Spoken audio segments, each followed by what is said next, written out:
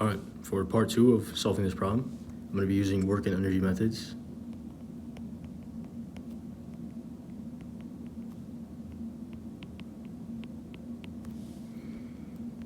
So we have the exact same situation as part one. So I'm just going to write down the values that we have here. So we have a mass of 4.3 kilograms that is at rest on a horizontal floor. So you have our initial velocity as 0 meters per second. It is then pushed in a straight line for 1.2 meters. So the distance that we accumulate here is 1.2 meters. And it was by a trained dog that exerts a horizontal force of 36 newtons. So that is an applied force of 36 newtons. So we wish to determine the final speed of the 12-pack. In part A, we are considering the force of kinetic friction to be 0. So I'm going to draw a free body diagram of the situation. So we have a force of gravity going straight down, we have a normal force, and we have a force of kinetic friction going in this direction, and applied force here. I will define my coordinate as this, and our direction of motion is in the positive x direction.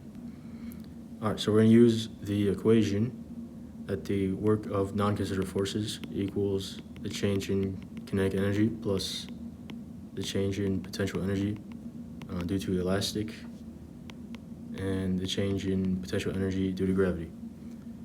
So in this situation, these are both going to be 0 joules, as there is no change occurring there. And so the work of non-considered forces for part A in particular is just going to be work done by the applied force, as the force of kinetic friction we're assuming to be 0. So the work done by the applied force equals 1/2 mv final squared minus 1/2 mv initial squared. Now we are starting from rest, so this value as well is going to be canceled out here, as v initial is 0 meters per second. The work done by the applied force is going to be the applied force times the distance of the applied force times cosine of 0 degrees, as the applied force is going in the direction of motion. And we have 1/2 of the mass, 4.3 kilograms, Vf squared. So we're going to be able to solve the final velocity directly with this equation here. As we know, this is 36 newtons here times 1.2 meters. Cosine of 0 is just 1. We can go ahead and get these other values to this side. We're going to multiply by 2 and divide by 4.3 kilograms to find our final velocity. And so I'll plug that into my calculator now.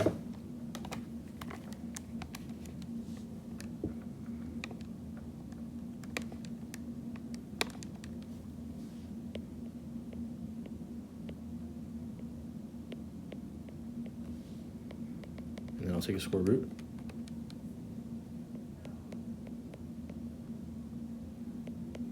And that is the answer that you get for part A. We're interested in speed as was given in the directions, so this is going to be a value where we're keeping the positive. Speed is only a magnitude. And so that's going to be the answer to part A. Now, part B, we're using the same method. We're just considering the force of kinetic friction to be non-zero, and the coefficient is given as 0.3. So we're going to do that part over here.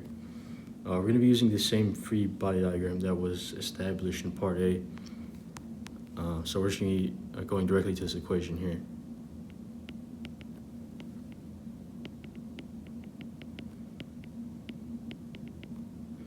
Now the change in potential energy is, of course, 0 joules. The work done by non-considered forces in this case is going to be the applied force plus the work done by the force of kinetic friction.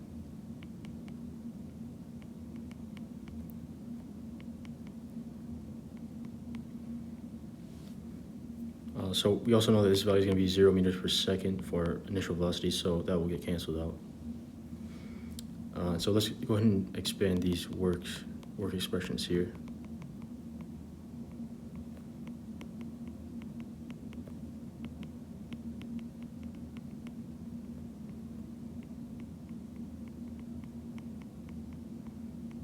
And the force of kinetic friction is going to have an angle of 180 degrees because it's going in the opposite direction of the motion.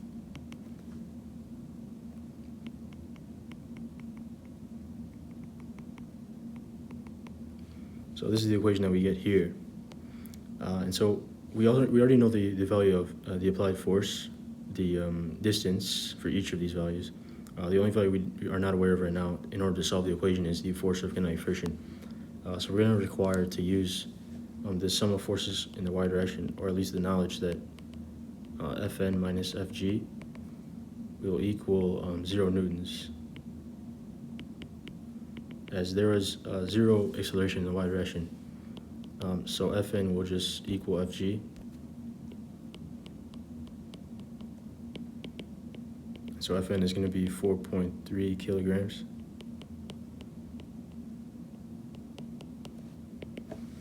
And so it's going to equal, just going to use my calculator,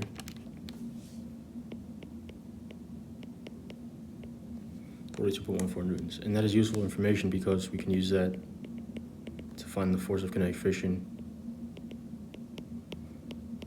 And we do know the coefficient, which was given as 0.3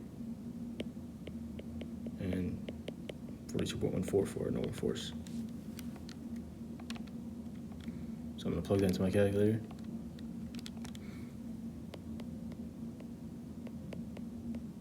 And that's going to be our force of kinetic friction. So we're going to, I'm just going to make this smaller here to give myself more space to write. So we're going to put this value into the equation that we just found, which is going to be 36 newtons for my applied force times 1.2 meters. Cosine of 0 is just 1. And this will become minus because cosine of 180 degrees is negative 1. So our force of kinetic friction is 12.642 newtons. And the distance that is being applied is for 1.2 meters as well. We can go ahead and multiply that by 2 just to isolate Vf squared. And then divide by 4.3 kilograms. That's going to be Vf squared. So that just comes from plugging in the values from the above equation. So Vf is going to equal plus or minus the square root of that. I'm just going to put it in my calculator.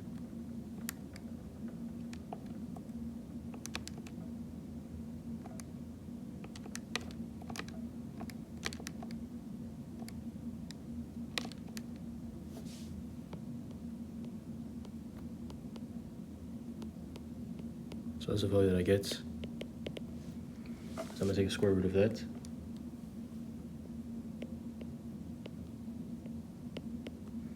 And that is the final answer for part B.